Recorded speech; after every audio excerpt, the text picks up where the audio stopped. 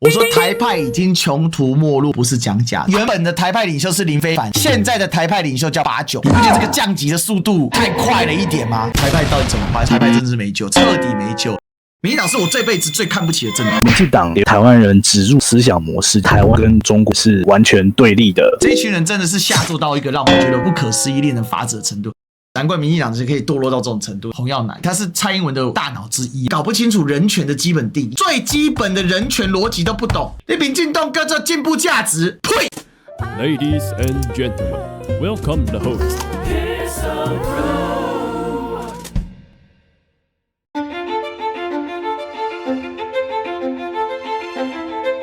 我觉得民进党给我们台湾人植入了一个思想模式，就是台湾人跟中国人是两个完全对立的 object。中国人这三个字你讲到会觉得很不舒服，觉得这好像是对岸的代名词。那至少你应该接受华人或中华民族。你讲自己是台湾人跟讲自己是中国人是没有矛盾的可是民进党让我们就是觉得中国人跟台湾人是一个矛盾的存在，你只能是台湾人，要不然你就是中国人。我的小草朋友们对馆长这个言论很多是感冒的。我看到一个小草频道，他做了一个很有趣的民调，民众党支持者里面偏绿的部分呢，他们为什么没有对馆长进行挞伐？有很大的原因是怕把馆长骂走，他们是不能接受馆长的论述的。但是呢，他们又觉得，可是看馆长就是一个声量很大的人啊，然后他也真的很挺柯文哲。现阶段来说，馆长是真的能够帮民众党冲声量，甚至在民众党的选举的时候，我相信馆长肯定是义不容辞的帮民众党。虽然看馆长一直讲自己是中国人，我好像真的很难吞下去，但我也只能默默忍受。那黄光芹跟杨文嘉这两个人就是不愿意默默忍受，然后跳出来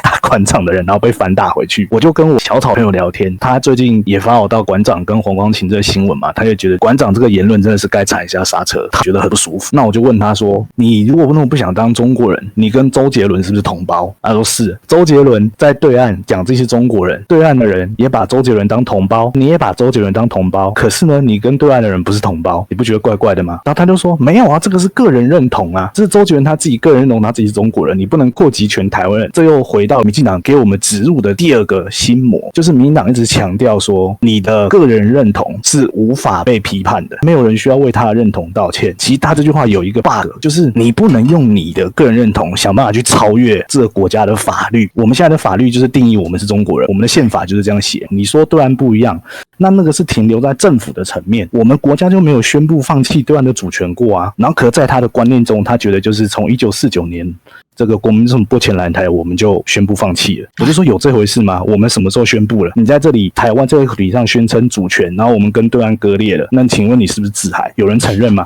即便我们现在的邦交国10几个，他承认我们是中国，不是承认我们是台湾那我们承认我们自己台湾人，就是我们自己在讲而已啊。那我觉得现在就是有一个困难，这观念已经深植于台湾人大部分人心了。第一个就是台湾跟中国两个是完全相悖的课题，你要么你就是台湾人，要么你就是中国人，不会你又是中国人又是台湾人。第二个心魔就是你的自我认知是自由的，你自我认知无敌，你只要自我宣称你是什么人，你就是什么人，然后它可以超越法律，超越一切。我补充一下啦就是这分成几个 part。 第一个，为什么身份认同这件事情这么难搞？因为身份是客观法定的，认同是主观认定的，所以呢，这是一个本来就是介于一个客观法定跟主观认定中间的一个词汇。所以身份认同为什么大家说不能批判？因为很简单啊，他客观法定他不见得认同他自己客观法定的身份啊，他有主观认定的成分但是主观认定的成分又受客观法定呢去受到一定的框限，所以他就争论不休嘛。为什么大家说认同别吵了？没什么好吵的。身份认同是个人的事，但是当身份认同扩及到公共事务的时候，那就是一个必须诉诸公论的事。而这个公论呢，它必须基于几项原则。第一个，它的物理客观现实是什么？它的舆论背景环境是什么？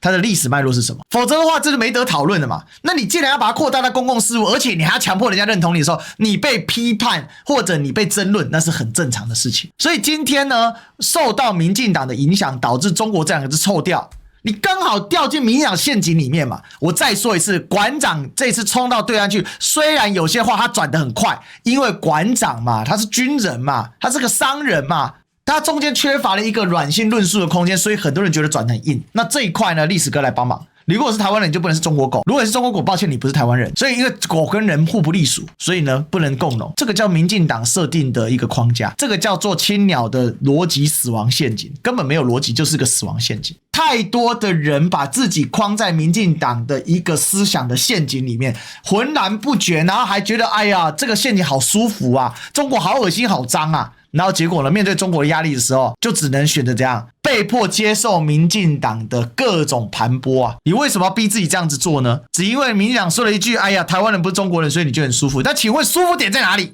你讲清楚 ，Look at my eyes， 你自己想清楚，你觉得为什么舒服？哦，因为不是中国人，所以我们不是受到习近平的领导，不是共匪。哎，你错了哦！当你要跟民进党抗议的时候，赖清德怎么讲？去天安门。那请问你的总统是习近平还是赖清德啊？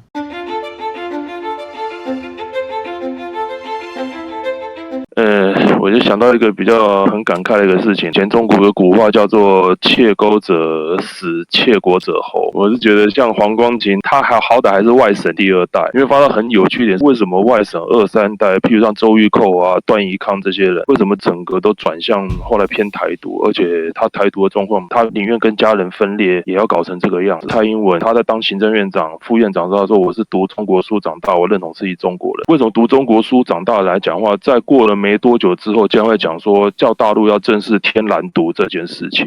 前我去听我父亲讲说，以前他们对于有些民国犯儿很讨厌的原因，不是因为他们是那种所谓的天龙人，只会在那边歌舞升平，然后不管中国大多数的穷苦百姓。他们最大的问题就是犯了五四运动讲的国，他学习洋人的文化，可是在帮洋人说话，维护洋人的利益，问题是不帮中国人维护利益，所以他们就被人家称为汉奸走狗，甚至是国贼。其实黄光芹他们这个东西来讲，就是长久以来美国其实很厉害的一点，就是它跟其他一些帝国主义国家不一样的地方是，它还有一个和平演变非常厉害就对了。蔡英文是1950几年出生的，然后黄光芹是1960几年出生的，然后一直到我最近我有一些高中同学，他们后来也是有点转变，就是说不承认自己是中国人的原因，就大概差不多到1980年、85年出生以后的人，中间都变成说后来就认同台湾人。那主要的原因，第一个就是反共，我们那时候支持蒋介石反攻大陆，然后我们也认同自己是中国人。中美建交之后来讲话，那时候很多人就开始在摇摆了。美国他要把我们这些中国认同的人，因为刚好他又受了西式教育的人，赶快把他洗成中国的主权已经落在所谓的万恶的共匪的身上，从此以后我们不认同自己是中国人，就是台湾人要走自己的路。很多的言论都是发生解严的中间这段时间，包括很多台独人士回到台湾来突破黑名单崛起，经过了15年的时间，这一批原本认同是中国人，已经在思想或精神上已经转变成说，从此以后我要称自己是台湾人。刚好也是这一批人在学校里面当老师，开始在改变本土化教育。像黄光芹整个活跃时间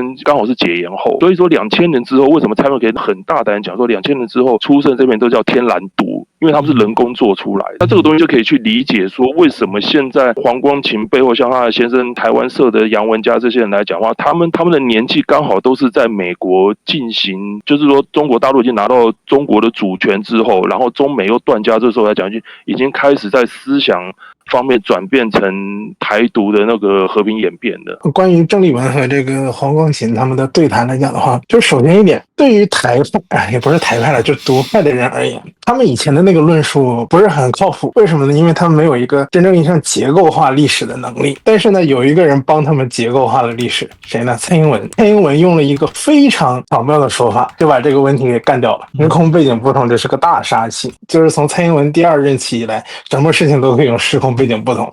因为当时的结构和现在的结构已经不一样了，就对蔡英文来讲，这些东西都是一个历史而已，它不具备现实意义。我结构化了一个新的东西，我把这些东西给割裂了，你们这些说法都没有意义，不需要。所以讲，为什么蔡英文能把几乎所有的人都拉拢到他身边去支持他，就是这个道理。国民党想要在这个当中杀出重围的话，那就不能依靠一个所谓的历史渊源的论述，因为台湾人已经被蔡英文的这一套洗脑的洗得差不多了，包括大法院的法官们。那么国民党就要思考一个点，那我怎么结构化我的论述？就是9·2共识是一个没有结构的东西，它只有一个一中各表。国民党要打赢下一场血战，不是光靠蓝白，而是让你想一想，你怎么样结构化出你一套话语出来。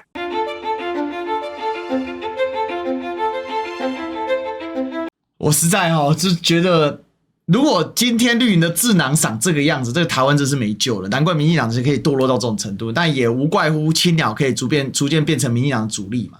因为这一种已经不是天马行空，而是他打从心里面完全搞不清楚自己的定位是什么。首先，人是可以这样做交易的吗？在21世纪的这一天，还有人搞不清楚人权的基本定义啊？人权基本定义有3个嘛，生命权、财产权跟发展权嘛。人口为什么不能拍卖？生命自主啊，凭什么可以拍卖人口啊？神经病！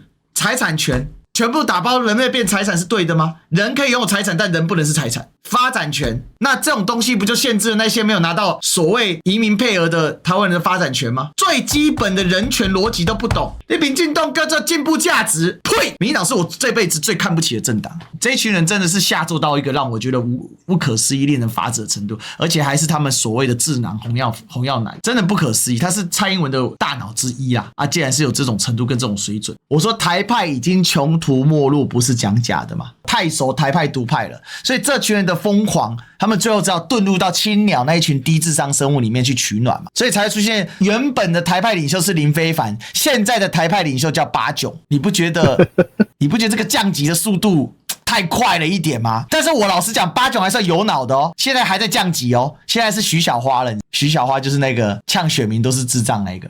真的是一代不如一代，一步不如一步，越来越凄惨。台派到底怎么办？所以台派的疯狂，连洪耀南都会写出这种文章的时候，台派真的是没救，彻底没救了。